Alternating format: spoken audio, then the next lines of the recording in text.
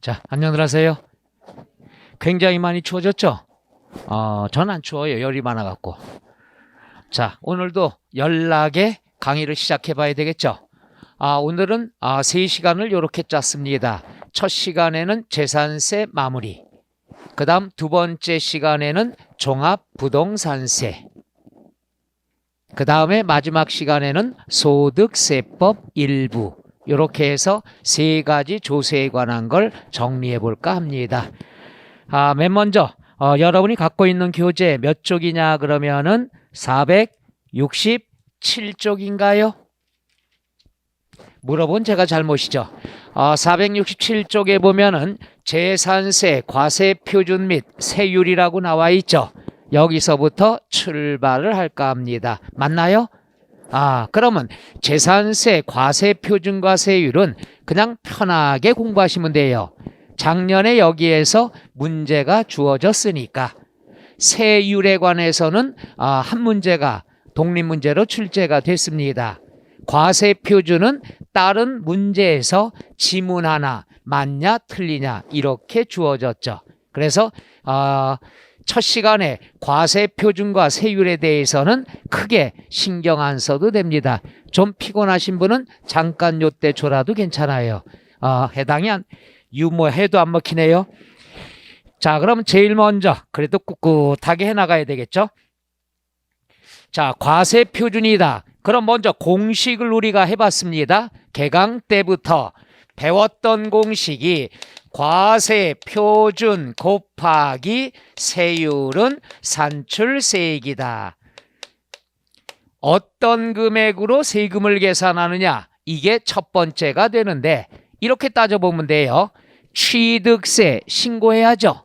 등록면허세 신고해야죠. 신고할 때는 내가 신고서를 작성합니다. 그럼 신고서에다 내가 얼마냐 과세표준란에 금액을 내가 신고해야 되고 세율도 몇 프로다 내가 써야 돼요. 따라서 신고할 때는 신고가액이 과세표준이 됩니다. 내가 신고서 작성하니까. 그런데 재산세는 때 되면 뭐가 날라오죠? 고지서 날라와.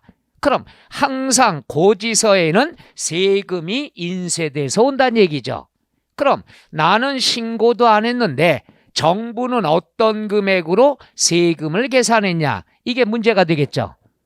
이런 걸 대비해서 1년에 한 번 국토교통부 장관이 전국의 땅값, 전국의 주택가격을 기준금액을 설정해서 발표하죠.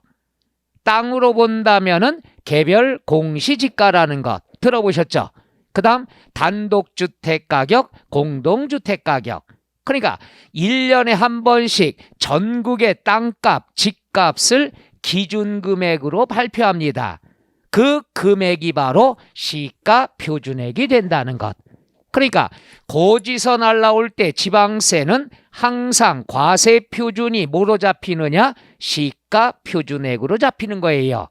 그래서 고지서에 날라올 때 과세 표준은 기준금액으로 세금을 계산했구나.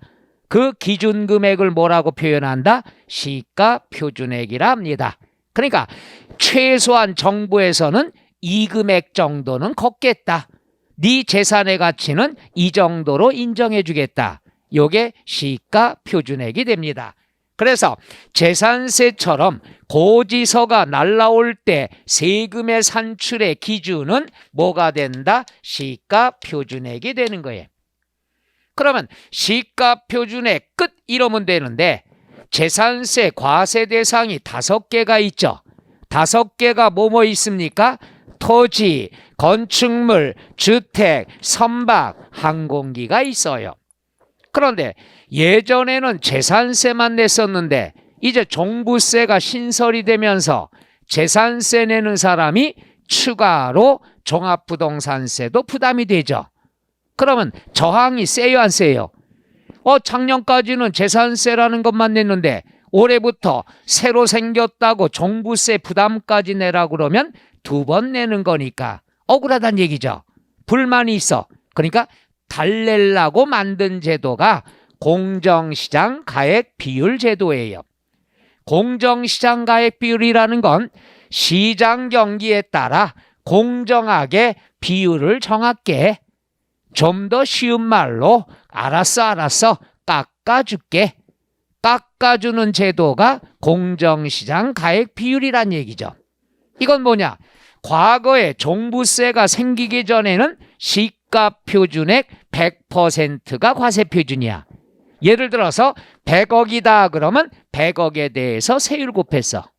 그런데 종부세가 신설이 되니까 저항이 세, 불만이 많어. 알았어 깎아줄게. 70%다 그러면 100억에 대해서 70%만 세금 물리겠다 이거야. 그럼 거꾸로 얘기해서 얼마를 깎아준 거죠? 그렇죠, 바로 그게 30% 깎아줄게. 근데 시장 경기에 따라 그때그때 탄력적으로 깎아줄게 하던 것이 여태까지 고정이 됐어요. 그래서 토지는 몇 프로 적용이 됩니까? 70%. 그 다음 건축물도 70%. 주택은 항상 땅 중에 농사 짓는 땅, 농지, 그 다음에 주택, 요 두 가지에 대해서는 세제상의 혜택을 줍니다. 싸요. 깎아줘. 따라서 토지와 건축물은 70% 적용합니다. 시가 표준액의 70%니까 거꾸로 얘기해서 몇 프로 깎아주는 거죠? 30% 깎아주는 거야. 그런데 주택은 60% 적용합니다. 그럼 몇 프로 깎아주는 거야? 40% 깎아주는 거야. 그래서 주택은 10%더 깎아준다. 끝. 그런데 선박과 항공기는 깎아주는 제도가 없어요. 왜? 너 부자다 이거야. 너 부자니까 혼자 배 갖고 있지. 비행기 갖고 있지. 따라서 선박과 항공기는 시가 표준액만 적용이 됩니다. 끝. 요거예요. 그러니까 전체적으로 재산세를 물어봤을 경우에는 재산세는 공정시장가액 비율 적용하는 게 있고 적용 안 하는 게 있잖아. 그래서 재산세로 묶어서 물어보면은 시가 표준액 끝. 얘가 답이야. 그런데 콕 찍어 토지라고 물어봤을 때는 시가 표준액은 정답이 아니에요. 뭘 곱해야 된다? 공정시장 가액 비율을 곱해야 된다. 그러니까 콕 찍어 토지, 콕 찍어 건축물, 콕 찍어 주택으로 나왔을 때는 항상 과세 표준 물어볼 때는 곱하기가 나와야 된다. 그러니까 답 찾는 요령 쉬워요. 재산세, 과세 표준 물어보면 곱하기가 있으면 정답, 곱하기가 없으면 틀린 답이 된다는 것. 뭘 곱해야 된다고 그랬죠? 공정시장 가액 비율. 첫 번째, 공정시장 가액 비율이라는 것은 재산세하고 종합부동산세만 있는 제도예요. 왜 두 개만 있냐? 재산세 내던 사람이 종부세도 추가로 부담하니까 달래려고 만든 제도가 공정시장 가액 비율이죠. 그래서 재산세 과세 표준 구할 때, 종합부동산세 과세 표준 구할 때 공통점 곱하기 공정시장 가액 비율이 나와야 된다. 말 이해가요? 그럼 토지 몇 프로? 70%. 그 다음에 건축물 70%. 주택, 선박과 항공기는 곱하기가 있다 없다? 없다. 깎아주는 게 없어요. 이게 끝이에요. 그럼 재밌는 거, 작년에는 얘가 나왔어요. 주택. 그럼 한 번은 틀리게 나오고 한 번은 맞게 나오고 하는데 재미난 역사. 작년에는 주택이 나왔어. 뭐가 나왔냐? 시가 표준액에다 70% 비율을 곱한다. 맞아요? 틀려요? 틀려요. 그럼 항상 세법 시험은 어떻게 나온다고 그랬죠? 한 번 틀리게 나오면 다음번에 나올 때는 옳은 지문으로 나와요. 이걸 내가 올해도 1년 내내 강의했더니 올해 시험엔 옳은 지문으로 토지가 나왔어요. 아주 우리를 바보로 알아요. 토지의 과세 표준은 시가 표준액에다가 공정시장가액 비율 몇 프로? 70%를 곱하여 산정한다. 옳은 지문으로 나왔습니다. 그러면 작년에 틀린 지문, 올해 옳은 지문 그럼 내년에 틀린 지문 나오겠죠? 꼭 그렇지만은 않아요. 2년 연속 나왔으니까 하루 정도는 한 해는 건너뛸 수도 있다는 것. 근데 범위가 요것뿐이 없어요. 두 가지로 공부합니다. 재산세 묶어서 나오면 시가 표준액이 답이 되고, 콕 찍어 토지, 콕 찍어 건축물, 콕 찍어 주택으로 나오면 곱하기가 있어야 된다. 곱하기는 뭐가 나온다? 공정시장가액 비율. 얘는 토지와 건축물은 몇 프로 적용? 70%. 그 다음 주택은 60%. 끝. 과세표준은 얘만 알면 됩니다. 자, 여러분이 갖고 있는 교재 467쪽에 보면은 03 재산세 과세표준 및 세율 나와 있죠. 그러면 1번 과세표준은 두 번째 줄 중간 개인부터 밑줄 치세요. 개인, 법인, 소유에 관계없이 항상 뭐가 된다? 시가 표준액이 된다. 그 다음에 양괄호 1번 토지, 건축물, 주택이다 그러면은 세 번째 줄 끝에 공정시장가액 비율을 곱하여 산정한다. 곱하기가 나와야 된다고 그랬죠? 그럼 오른쪽에 친절하게 나와 있죠? 오른쪽에 2번 재산세 과세표준 나와 있죠? 토지와 주택 이렇게 나왔죠? 이걸 오타라고 합니다. 주택이 아니라 뭐가 된다? 건축물. 여러분 처음 배우시는데 벌써 오타도 찾아낼 수 있어? 저번에 했어요? 과세표준 배웠어요? 요것만 했어요? 제가 왜 그랬지? 무조건 여러분은 아주 미리 다 가르쳐 드리려고 그래서 그런가 봐. 그죠? 저만 기억을 못하고 있어요. 자, 그런 다음 그 다음에 건축물이 아니라 그럼 뭐로 바꿔죠? 주택은 몇 프로가 되죠? 60%. 선박과 항공기는 깎아주는 제도 있다 없다? 없다가 되겠죠. 자, 뒤로 넘어가고 거기에 친절하게 또 나와 있습니다. 1번 토지 건축물 하나만 볼까요? 얘들은 공정시장 가액 비율이라는 게 밑줄 100분의 50부터 100분의 90까지. 그러니까 50%부터 90% 선에서 지방자치단체장에게 권한을 준 거예요. 야, 너 봐서 상황 봐서 40%에서 90% 선에서 네가 마음대로 해라. 많이 깎아주고 싶으면 요걸 갖다 어떻게 한다? 줄이면 되는 거고, 내리면 그 다음에 많이 걷겠다 그러면 높이면 되는 거고, 이 범위 내에서. 그런데 이런 권한을 줬지만 한 번도 적용받지 못해서요. 그냥 쭉 고정이 돼 있어. 그러니까 내년도 우리는 시험 대비하려면 고정만 알면 되죠. 그래서 토지 건축물은 몇 프로 적용한다? 내년도 70%. 주택은 몇 프로? 60%가 되더라. 끝. 이러면 되죠. 그 다음에 2번 세율이 나와 있습니다. 세율이 나와 있는데 세율은 올해 독립문제로 나왔습니다. 그래서 내년에는 큰 비중이 없어요. 그럼 뭐만 알고 들어가느냐? 이 지방세 세율, 요것만 첫째 줄만 알면 돼. 그래서 노란색으로 해놨어요. 표준세율의 뜻.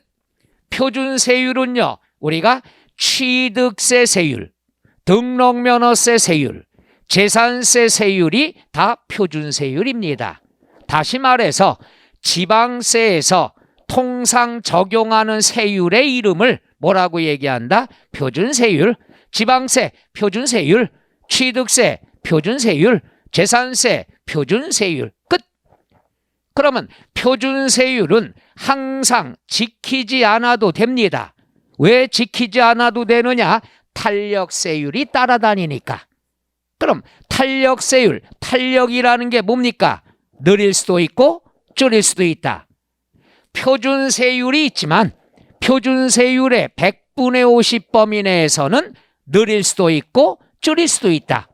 누구한테 권한을 줬다고 그랬죠? 지방자치단체장에게. 야, 필요하면 네가 50% 범위 내에서 더 받아도 되고 덜 받아도 된다. 그러니까 표준세율은 항상 탄력세율을 적용할 수 있으니까 지키지 않아도 되는 세율이다. 자, 이게 나온 지가 오래됐습니다. 뭐라고 나왔냐? 표준 세율은 항상 지켜야 되는 세율이다. 맞아요, 틀려요? 틀려요. 이렇게 한번 오래전에 출제됐습니다. 그러니까 표준 세율은 탄력 세율이 따라다니기 때문에 지켜도 된다, 지키지 않아도 된다, 지키지 않아도 된다. 왜? 탄력이 있으니까. 이렇게 접근하시면 끝. 나머지 숫자에 관한 것들은 절대로 올해는 공부할 필요 없습니다. 그럼 내년에 공부 많이 해야 되느냐? 아니에요. 내년에도 재산세 세율의 숫자는 비중이 없습니다. 자, 그 다음에 이제 나머지 것들 중에서는 볼 거 없고요. 이제 여러분이 갖고 있는 교재 세율은 공부하지 마세요. 좋잖아요. 숫자가 많은데 이걸 공부하지 말라고 그러니까 여러분 떨어뜨리려고 제가 공부하지 말라고 그럴까? 아니에요. 비중, 확률. 전 실전주의입니다. 모의고사 점수는 앞으로 신경하세요. 저는 매년. 왜? 모의고사라는 건 각 출판사마다 책 한 권에 들어가 있는 걸 다 낸 거야. 이번 시험에 나오든 안 나오든 범위 있는 건 다 내. 근데 제 강의는 이번 시험 위주로 합니다. 그러니까 매년 달라지죠. 그래도 좋지 않겠어요? 모의고사 필요 없어. 단 제가 강조한 단원에서 나왔는데 틀렸다. 그럼 문제가 있는 거고. 요건 안 나올 것 같습니다라고 제쳐놓은 건 시험에 나왔어도 틀려도 내가 잘했다고 할 거예요. 이런 식으로 해놔. 왜? 모의는 모의야. 우리는 실전 위주가 돼야 되겠죠. 그래서 최소한의 효과로 최대의 잘못했네요. 그렇게 웃으면 내가 민망하잖아요. 좀 감싸주는 따스함이 없어. 최소의 투자로 최대의 효과를 가져오자. 이게 내 지론입니다. 그래서 공부는 즐겁게, 점수는 원하는 만큼 이렇게 하면 되겠죠. 괜찮겠어요? 그래서 세율은 큰 부담이 없을 겁니다. 자, 여러분 교재 471쪽에 납세 절차가 나와 있습니다. 납세 절차는 여러분이 꼭 신경 써야 되는데 매번 납세 절차에서 문제가 나와요. 올해도 나왔어. 올해도 나왔는데 지문 한 개만 나왔어요. 그러니까 내년엔 납세 절차에서 충분히 나올 수가 있다는 얘기죠. 무조건 알아두셔야 됩니다. 과세 기준일은 몇 월 며칠이 된다? 6월 1일. 6월 1일 날 재산이 있으면 재산세 내고 없으면 안 내도 된다는 얘기죠. 그 다음에 납부기간, 납기라고도 얘기하죠. 우리가 기간과 기한에 대해서 배웠죠. 기간은 언제부터 언제까지를 기간이라 얘기하고 마지막 날을 뭐라 그런다? 기한이라고 얘기합니다. 기간과 기한. 특히 납부기간은요 거의 매년 출제가 되는데 올해 안 나왔어요. 그러니까 내년에 나오려고 운동화끈 신고 있다는 얘기야. 끝매고 있다는 얘기. 납부기간은 재산세 납부기간은 7월 달 아니면 9월 달이에요. 여러분 재산이 있으면 고지서 받아봤죠? 7월 달 아니면 9월 달이다. 그러면 8월 달만 왜 빼놨느냐? 8월 달은 장마철이기 때문에. 그러니까 8월 달은 장마철이니까 7월, 9월 달 두 번 걷는 거야. 그럼 어떻게 나누냐? 재산세 과세 대상이 몇 개 있다고 배웠죠? 5개. 토지, 건축물, 주택, 선박, 항공기 5개 재산이 있는데 5개 재산 중에서 장마철에 없어질 수 있다. 그러면 미리 걷어요. 7월 달에. 장마철에 없어질 수 있다. 그럼 미리 걷는 거야. 근데 얘는 장마철하고 관계없어. 그럼 천천히 걷는다는 얘기죠. 9월 달. 이렇게 여러분이 구별하면 되는 거예요. 그러면 장마철하고 관계가 있는 게 뭐가 있냐? 건축물, 상가 건물 같은 거 태풍 때 무너질 수 있겠죠. 그 다음에 선박, 얘는 태풍 때 잠수함이 될 수도 있겠죠. 그 다음에 항공기 떨어질 수 있겠죠. 이런 것들은 장마철에 없어질 수도 있으니까 미리 세금을 걷는 거예요. 이게 세금이에요. 유치하죠. 그러나 토지 같은 경우는 장마철하고 관계 있다 없다? 물에 잠겼어도 얘는 내 땅이야. 물이 언젠간 빠지면 내 땅이란 얘기죠. 천천히 걷습니다. 이게 세금이에요. 세금을 떼먹히지 않기 위해서 미리 걷는 게 있고 천천히 걷는 게 있어요. 자, 그러면 건축물, 선박, 항공기는 7월 달인데 7월로 공부하지 마세요. 왜 그러냐? 항상 7월이다 그러면 1일부터 세금을 걷는다 착각을 합니다. 항상 1일부터 15일까지는 고지 기간이라고 그래요. 고지, 알리는 기간. 그러니까 사거리 같은 때 재산세 납부의 달 이렇게 현수막 걸고 구청에다가 현수막 내걸고 그 다음에 홍보하고 고지서 보내는 기간. 이 기간은 납부를 받지 않습니다. 그럼 실제로 납부는 16일부터 말일까지를 납부 기간이라 얘기하죠. 줄여서 뭐라고 그럽니까? 납기라고 얘기해요. 자, 그래서 항상 납기는 7월 노후 7월 16일부터. 왜 그러냐 하면은 시험에 7월 1일부터 이렇게 틀린 지문으로 출제된 경우도 많아요. 그러니까 7월 달만 공부하면 착각할 수가 있어. 항상 7월 16일부터 이렇게 납부 기간이 된다는 것. 9월도 똑같습니다. 1일부터 15일까지는 홍보 기간, 고지 기간이 되고 16일부터 30일까지만 납부 기간이 된다는 것. 끝. 이렇게 나누면 돼. 그래서 건축물, 선박, 항공기는 7월 16일부터 납기가 시작이 된다. 그 다음 토지는 9월 16일부터 납기가 된다. 끝. 이렇게 나오고. 좀 전에도 설명을 했습니다. 우리가 주택과 농지에 대해선 혜택을 많이 준다고 그랬죠. 그래서 다른 것들은 7월에 한 번, 9월에 한 번 걷지만은 주택이다 그러면 두 번에 나눠서 걷습니다. 주택은. 왜? 서민들 현금 부담을 줄여주려고. 그래서 2분의 1은 7월 달에 걷고 2분의 1은 9월 달에 걷습니다. 두 번에 나눠서 걷어요. 요게 다른 건 한 번 나오는데 얘는 두 번 걷으니까 시험에 곧잘 나온다는 얘기죠. 2분의 1은 7월 16일, 2분의 1은 9월 16일에 걷는다. 두 번. 그런데 얘가 2분의 1 걷었어. 근데 장마철에 이 주택이 무너졌어. 그럼 또 세금 못 걷겠죠? 좋아요, 나빠요? 좋아요. 왜? 반이라도 건졌으니까. 이제 나랑 수준이 비슷해져 가는 것 같아. 그렇게 접근해야 되는 거야, 세법은요. 그럼 외울 필요가 없는 거거든. 반이라도 건졌다 이거야. 그런데 우리가 주택분 재산세가 적다, 금액이 적으면은 반반 나누기에 고지서 비용도 많이 들어가니까 기준 금액이 뭐가 있냐? 20만 원 이하면은 7월 달에 한꺼번에 징수한다. 우리가 알아둘 때 시험에 숫자가 꼭 지문에 나오면다. 그럼 숫자가 나오면 숫자부터 보면 무조건 실수합니다. 그래서 문제 푸는 비법. 지문에 숫자가 나오면 숫자는 두 번째 이후에 봐야 된다는 거. 꼭 명심하세요. 엄청 중요합니다. 왜? 사람들은 먼저 숫자가 나오면 숫자부터 눈이 꽂혀. 그럼 출제자는 이것을 이용합니다. 어떤 게? 20만 원부터 나와. 그럼 이거부터 봤어. 20만 원 이하인 경우에는 7월 16일에 한꺼번에 징수한다. 옳은 지문이야. 근데 앞에 주택이 아니라 토지로 출제가 된다는 얘기야. 토지는 무조건 9월 달에 고정이 돼 있어. 얘는 금액과 관계가 없이 무조건 9월 16일이야. 주택만 이런 경우가 있다는 얘기죠. 그러니까 물건을 먼저 본 다음에 숫자를 봐야 돼.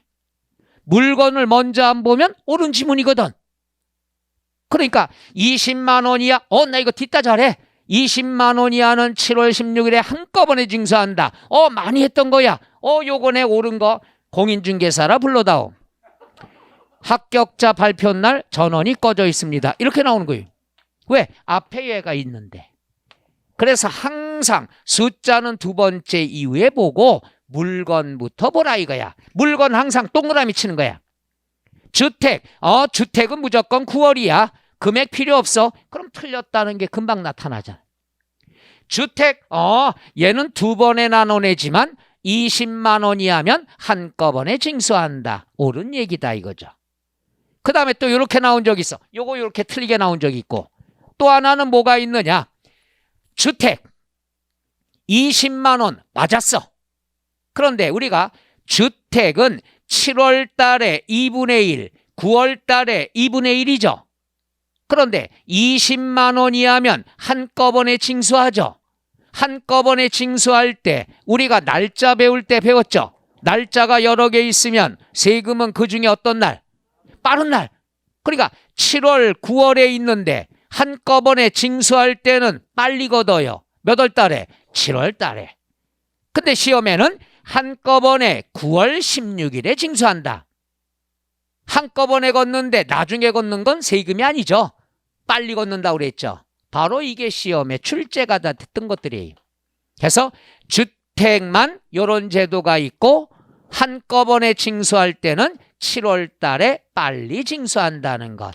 이게 시험의 메뉴. 따라서 내년에는 납부기간에 관한 것이 하나락도 나올 때가 됐다는 것. 자, 정리합니다. 납부기간이다 그러면은 건축물, 주택, 선박, 항공기, 주택 빼고 몇 월 달에 징수하느냐? 7월 16일. 그 다음에 토지는 9월 16일. 주택은 몇 번에 나눠 걷는다? 2번에 나눠서. 그러나 주택분 재산세가 20만 원 이하이다. 20만 원 이하가 또 나왔어. 이하다 그러면 20만 원 들어가 안 들어가? 그렇죠. 20만 원까지는 한꺼번에 징수한다는 것. 이런 것들이 시험의 포인트가 되겠죠. 그 다음에 수시 부과라는 건 뭐가 있냐? 여기 보세요.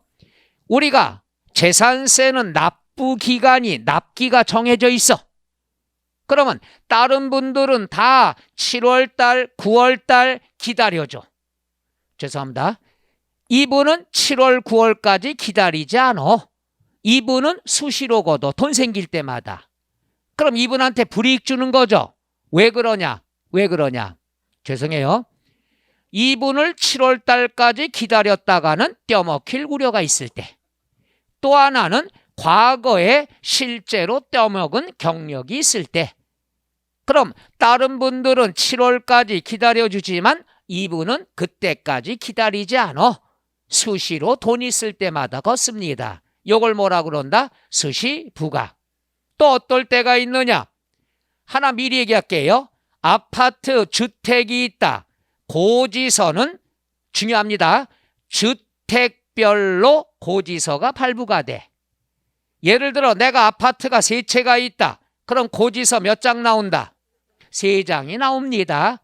이것도 기본서 때 자세히 배워. 고지서별로 나오는데 이분은 아파트가 3채야. 근데 계산을 공무원이 잘못해서 고지서 2장만 보냈어. 몇 장이 누락이 됐어요? 1장 누락된 걸 뒤늦게 발견했어. 10월 달에 발견했어. 이거 누락됐는데 납기가 7월 달이니까 내년까지 기다려야 되겠네? 아니죠. 누락이 됐다. 확인이 되면 수시로 걷습니다. 이걸 뭐라고 그러죠? 수시 부과.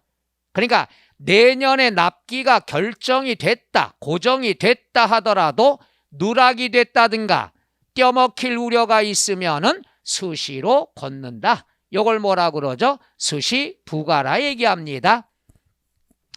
자, 위법, 누락으로 인해서 변경을 할 때나 그 다음에 수시 부과할 사유. 수시 부과할 사유는 점잖은 표현이고요. 우리끼리는 떼먹힐 우려라고 하시면 돼요. 그냥 떼먹힐 우려가 있으면 좀 출제하기 낯간지럽잖아. 그래서 순화한 게 수시 부과할 사유, 점잖은 표현을 쓴 거죠. 그래서 수시 부과할 사유가 있으면 내년 납기까지 기다릴 필요 있다 없다? 없다. 수시로 걷습니다. 이걸 수시 부과라고 얘기하죠. 그 다음에 납세지가 나오는데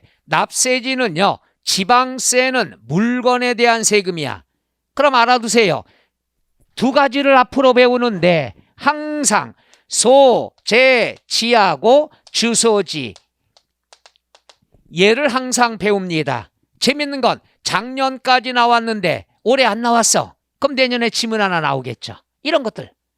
소재지라는 뜻은 물건이 있는 곳, 주소지라고 하면은 사람이 있는 곳, 이렇게 나오죠. 딱 두 개뿐이 안 배워. 납세지는 납세지, 세금을 납부하는 관할, 장소. 그럼 소재지는 딱 지방세뿐이 없어요. 취득세, 등록면허세, 재산세는 지방세다. 지방세는 물건이 있는 곳 어디가 된다? 소재지. 그러나 종합부동산세, 양도소득세는 국세. 국세는 물건 필요 없어. 사람이 살고 있는 곳 어디가 된다? 주소지. 끝. 이거 1년 내내 두 개만 배워.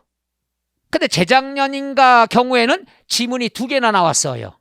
얼마나 좋아. 소재지, 주소지 이것뿐이 없는데. 우리를 바보로 알아. 근데 바보가 또 있어. 희한하죠? 1년 내내 이것뿐이 안 배워. 근데 시험에 자주 나와. 근데 틀려. 어떡하면 좋아? 딱 두 개인데. 그래서 알아둘 때 취득세, 등록세, 등록면허세, 재산세는 무조건 부동산 소재지 있는 곳. 그 다음에 국세는 무조건 주소지가 된다는 것. 말 이해가셔? 납세지 이거 두 개뿐이 없어요. 무조건이야 무조건. 자, 그래서 두 가지 납세지, 소재지. 그 다음 때 되면 고지서 날라온다. 고지서로 징수하는 걸 무슨 징수라 한다? 보통 징수. 그러면 고지서는 재산세, 이따가 배울 종합부동산세 똑같아요. 고지서는 여기다 하나 해놓을까요? 자, 여기다가 우리가 7월 16일부터 7월 말이다. 이 기간을 뭐라고 얘기하죠? 납부기간. 기간.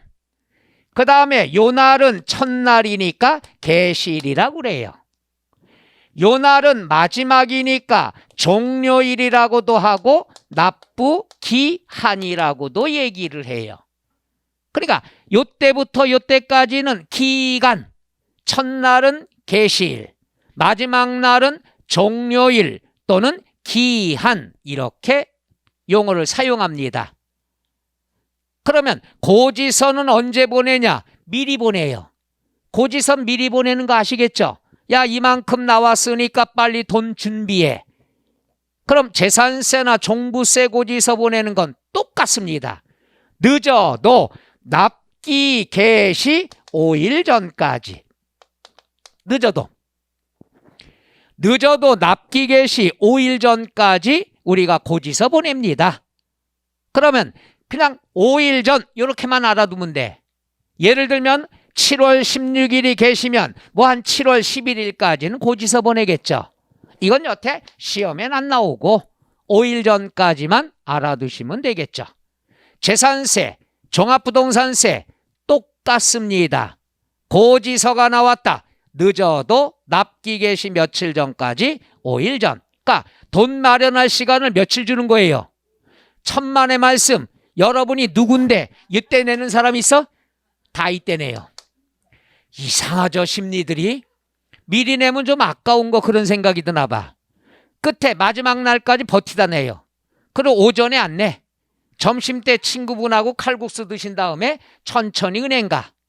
그럼 은행이 복잡할까요? 한산할까요? 복잡해. 다 똑같은 생각이니까. 그럼 들어오자마자 하는 말들은 멘트가 똑같아. 뭐라 그래? 어떻게?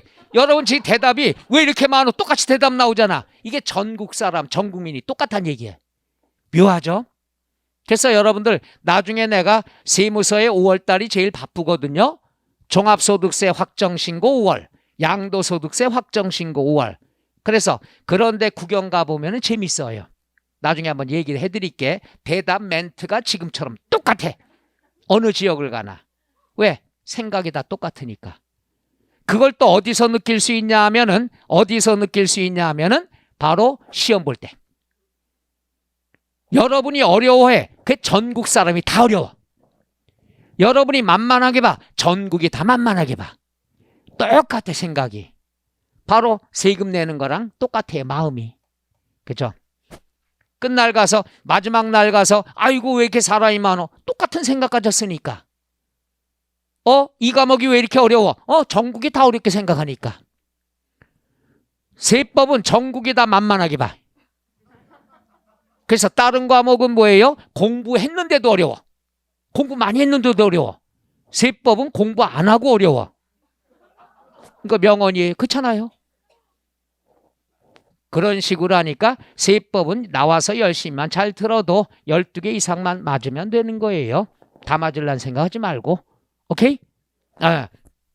바로 요거.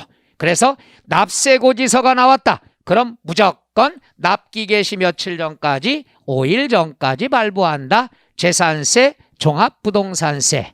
최근에 종합부동산세만 나왔습니다. 작년인가.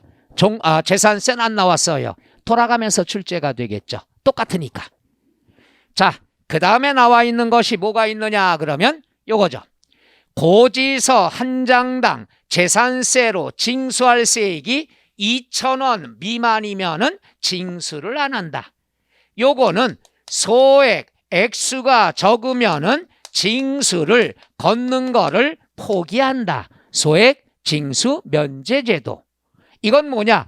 고지서가 나와 있다. 그럼 고지서 한 장당 인쇄비용, 우편비용 다 포함해서 2,000원이 든대요. 얼마 든대요? 2,000원. 그럼 여기서 또 세금의 성격이 나타나는 거야. 손해보는 짓은 절대로 안 해요. 예를 들어서 과세표준 곱하기 세율 그러면 산출세액이 나오는데 1,500원이 나왔다. 그런데 고지서 비용이 2,000원 들어요. 1,500원 걷기 위해서 2,000원을 비용을 들일 수 있다 없다. 이럴 때는 적자 보니까 징수를 포기합니다. 이게 소액 징수 면제. 그러니까 다시 얘기하면 2,000원 미만이면은 징수해봐야 적자니까 징수를 포기합니다. 여기 또 나오죠. 2,000원 미만. 이번 시험에 매년 보면은 미만, 초과, 이상, 이하 여기에 대해서 잘 알아둬야 되겠죠. 요걸 잘 알면은 공법에서도 도움이 되실 거예요. 같은 개념이 되니까. 2,000원 미만이라는 건 1,990원까지는 적자 보니까 고지서 안 보내겠다. 포기하겠다 이거야. 그럼 시험엔 어떻게 나오냐? 2,000원 미만 이렇게도 나오고 다음번 시험에 일단은 딱 2,000원인 경우에 징수한다 안 한다. 이게 시험 문제야. 아주 유치하잖아요. 답이야 이게 문제. 해답이야. 2,000원인 경우에는 징수한다 안 한다? 왜? 꽁시렁 되니까? 2,000원 미만이라는 것은 2,000원 안 들어가요. 이게 굉장히 무서운 말이야. 따라서 2,000원인 경우에는 징수한다는 얘기죠. 왜 그러냐? 이거는 적자 보는 게 아니야. 이게 굉장히 유명한 전설 속의 본전치기야. 이게 세금의 성격 얼마나 무서운 거예요. 우리끼리면 내가 이분한테 2,000원 받을 게 있어. 교통비가 2,000원 들어가. 그럼 안 찾아가요. 전화하고 우리 언제 모임 갈 때 한번 나 그때도 줘. 얘기할 거 아니야. 세금은 안 그래요. 2,000원 걷기 위해서 2,000원 든다. 그럼 가서 받아오는 거야. 받아가지고 인쇄비용을 충당하더라도 걷겠다는 뜻이죠. 이게 세금의 잔인한 성격. 본전치기가 된다. 그래서 제가 유치하게 말 만든 게 전설 속의 본전치기다 이거야. 그러니까 세금이 성격이 얼마나 무서우면 본전치기는 하되 적자만큼은 안 보겠다는 뜻이죠. 그렇게 접근하시면 요 2,000원 개념은 이해가 되실 거예요. 그렇지 않고 2,000원만 외웠다가는 실수도 할 수가 있다는 얘기죠. 본전치기 한다 안 한다? 본전치기 해야 안 해요? 한다 이거야. 본전치기가 근데 뭐야? 본전치기 한다 알면 뭐해? 본전치기가 뭔지 모르는데. 그렇죠? 들어간 돈하고 똑같으면 무조건 걷겠다는 얘기죠. 무서운 얘기입니다. 그 다음에 마무리죠. 물납과 분납제도가 있는데 물납제도가 우리가 올해 출제가 됐습니다. 물납. 그러니까 올해 간단하게 자세하게는 안 나왔습니다만은 자세한 것도 내년에 나올 수도 있겠죠. 물납. 물납은 물건 납부의 줄임말이에요. 물건 납부다 그랬으면은 뭐냐? 세금은 금전으로 납부하는 게 원칙인데 왜 얘는 물건으로 받냐 이거야. 상식적으로 돈으로 받아야 되는데 얘는 왜 물건으로 받을까? 첫째, 금액이 크니까. 금액이 크면은 현금 마련하기가 쉽지 않잖아. 그러니까 돈 마련하기 힘들면 물건으로 내. 요거는 재산세만 있는 제도예요. 재산세 아니면 출제가 안 되는 거야.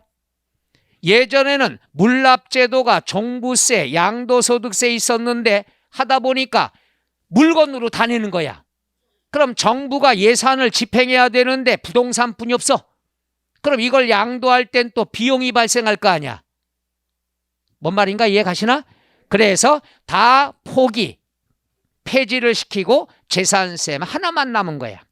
그래서 재산세는 물납제도가 있다. 왜 얘만 물건 납부 허용하느냐? 금액이 크니까.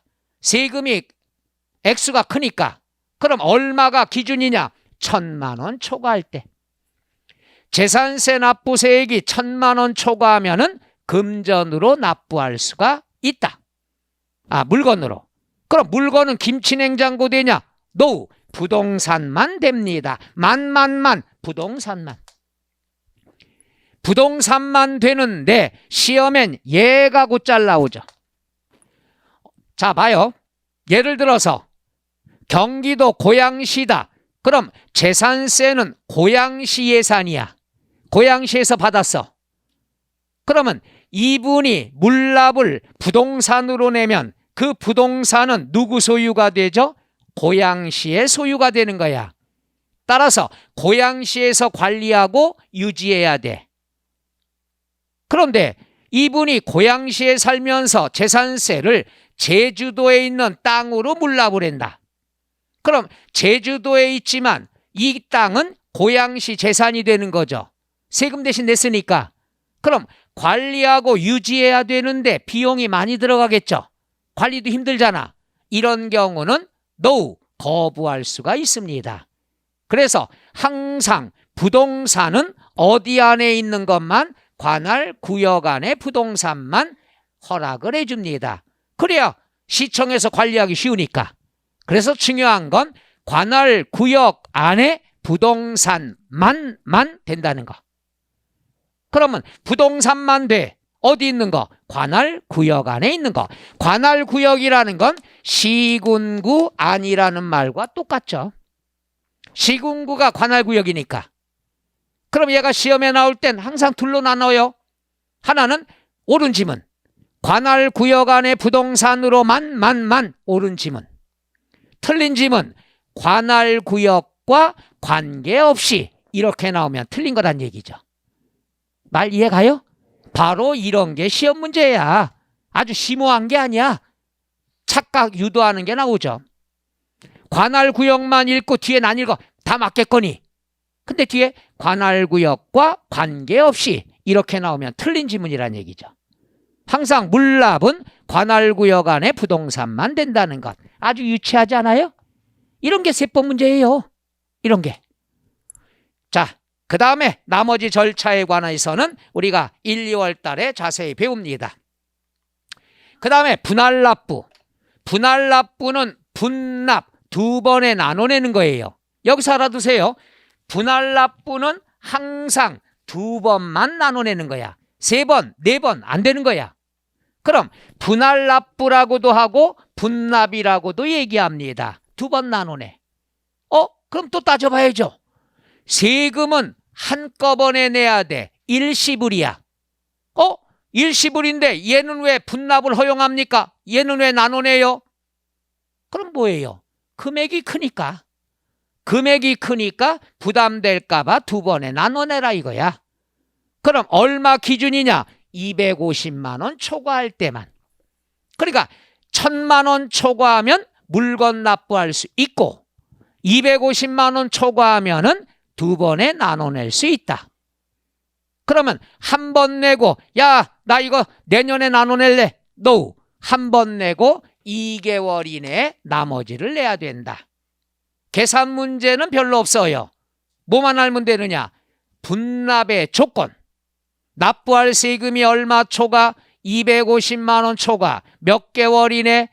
2개월 이내. 요거는 분할 납부는 재산세만 있는 게 아니라 이따 배울 종합부동산세, 양도소득세, 분납제도가 3개가 다 있어요. 그래서 종부세 때 또 배울 거야. 이 자세한 내용은요, 이따 종합부동산세 때 설명을 하겠습니다. 오케이? 그럼 이번 재산세에서는 분납의 조건이 뭐냐? 얼마 초과할 때? 250만 원 초과. 몇 개월 이내에? 2개월 이내에. 끝. 이러면 되겠죠. 그 다음에 세부담의 상한. 세부담 상한이라는 것은 우리가 재산세와 이따가 종합부동산세 또 나옵니다. 그때 또 한번 2번 설명할 건데 세부담의 상한은 뭐냐? 상한선이야. 이게 초과되면 초과한 건 안 내도 돼. 이것 때문에 강남하고 이쪽 지역에 재산세, 종부세에서 폭탄을 좀 피했어요. 작년까지. 왜? 집값은 올라가지만 어떻게 돼? 상한선이 있으니까 집값이 아무리 뛰어도 작년에 납부한 세금 중에서 상한선까지만 내면 되는 거야. 이게 살려준 거야. 그럼 뭐냐? 토지와 건축물은 무조건 150%야. 그러니까 작년에 100만 원 냈다. 그럼 올해 150만 원까지만 내면 돼. 자, 이게 무슨 말이냐? 상한선이 토지와 건축물, 요건 계산 문제도 나올 수 있으니까 해볼게요. 올해가 2021년이야. 작년 2000년에 납부세액 또는 고지세액이 100만 원이야. 그런데 2021년에는 집값이 엄청 올라가서 산출세액은 과세표준 곱하기 세율에서 계산만 한 거지 납부한 건 아니란 얘기야. 이게 500만 원이다. 작년에 100만 원 냈는데 올해 집값이 올라가서 계산해 보니까 500만 원이 세금 나와. 억울해 안 억울해? 억울해서 작년에 100만 원인데 올해 500만 원 5배가 올라갔다는 얘기지. 그걸 대비해서 상한선 제도가 있습니다. 그럼 여기선 물건을 봐야 돼. 토지, 건축물이다. 그럼 토지, 건축물 상한선은 몇 프로다? 그럼 작년도, 전년도 납부한 세금에 대해서 상한선이야. 그러면은 100만 원에 150%면 얼마예요? 오, 계산 잘하시네? 그럼 얘는 낼 필요 없어. 계산은 나왔지만 낼 필요 없어. 얼마가 상한선이야? 150만 원이 상한선이야. 이것 때문에 폭탄 사는 거예요. 상한선 없었으면 500만 원 내야 되는 거예요. 이해 가시나? 아니에요. 또 준비해놨어. 그런데 토지 건축물은 가격과 관계없이 일정해 150%. 근데 주택은 가격에 따라 달라. 그러니까 가격이 싼 주택이면은 세금 덜 낸다는 얘기야. 그럼 얘를 공부할 때 3단계인데 3억 이하, 6억 이하, 6억 초과. 3억 이하, 6억 이하, 6억 초과. 3억까지는 105%, 6억까지는 110%, 6억 초과는 130%. 그럼 얘는 뭐가 되느냐? 문제가 나오죠. 6억인 주택이다. 이런 조건이 나와. 그럼 상한선이 몇 프로야? 그럼 110%면 전년도에 110%면은 110만 원 나오겠죠. 그럼 얘 낼 필요 없어. 얼마까지만 내면 돼? 작년보다 10만 원뿐이 더 내는 거야. 10만 원만. 이해 가셔? 그럼 여기에서 보면 토지나 건축물은 무조건 150%야.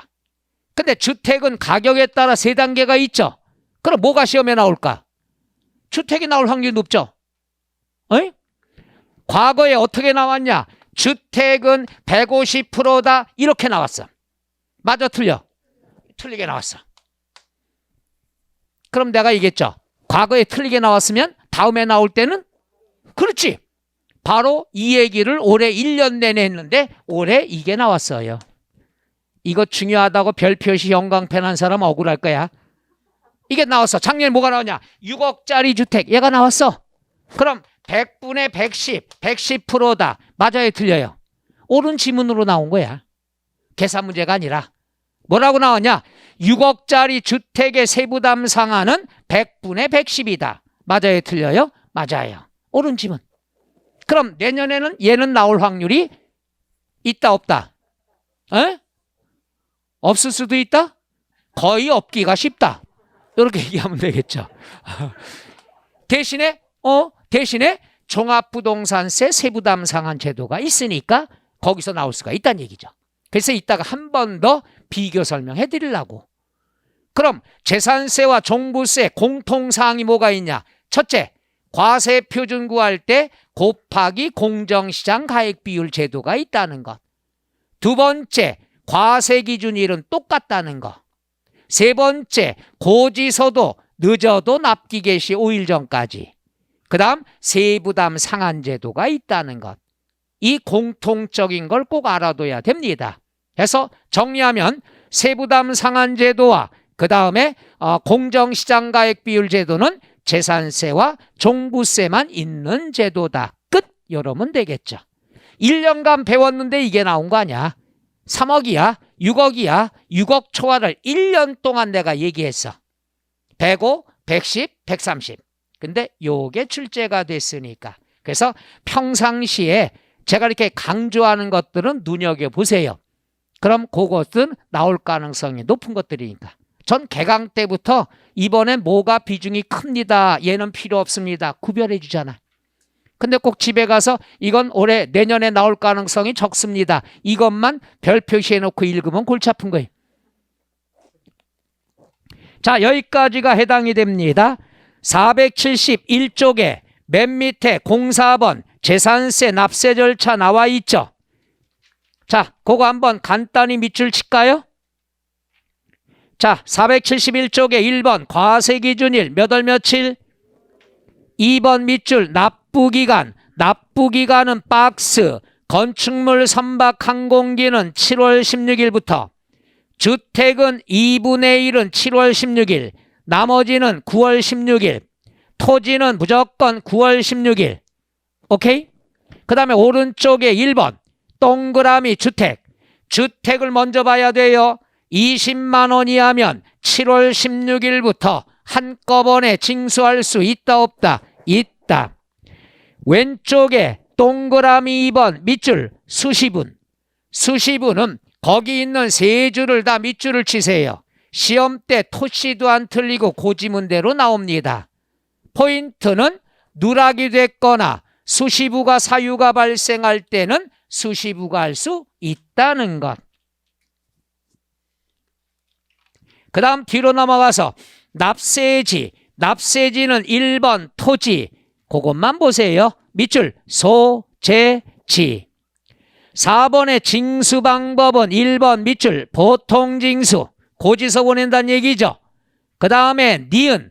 니은은 두 번째 줄 납세고지서부터. 납세고지서는 늦어도 납기 개시 며칠 전까지? 5일 전까지. 그 다음에 나머지 거 보죠. 3번 소액징수면제. 3번 고지서 한 장당 2,000원 미만이면 징수한다 안 한다? 안 한다. 동그라미 4번은 내년부터는 이게 폐지될 예정인데 일단은 신경 쓰지 마세요. 내년에 설명. 5번 양괄호 1번 밑줄 물납. 포인트 첫째 줄 가운데 납부세액이 1,000만 원 초과하는 경우에 두 번째 줄 맨 끝에 관할 구역에 있는 부동산에 대하여만 부동산만 돼요.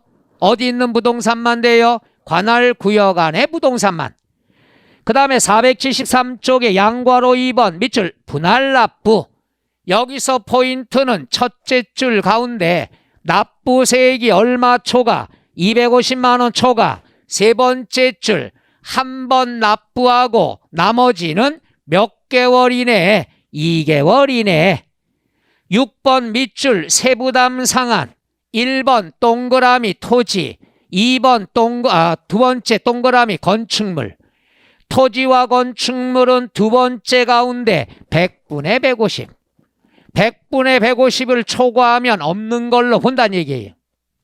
그 다음에 2번 동그라미 주택은 박스에 밑줄 3억 이하, 6억 이하, 6억 초과. 이걸 두 번째 줄에 3억 초과 할 필요 없어요.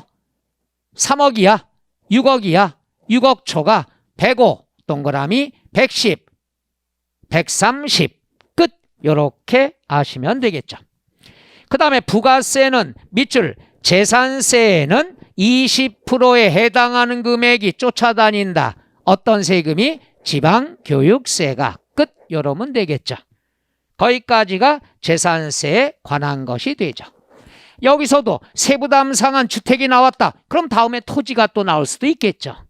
그렇게 여러분이 신경 써야 됩니다. 세부담 상한은 올해 출제가 됐지만 지문 하나가 항상 가능성이 있는 단원이 됩니다.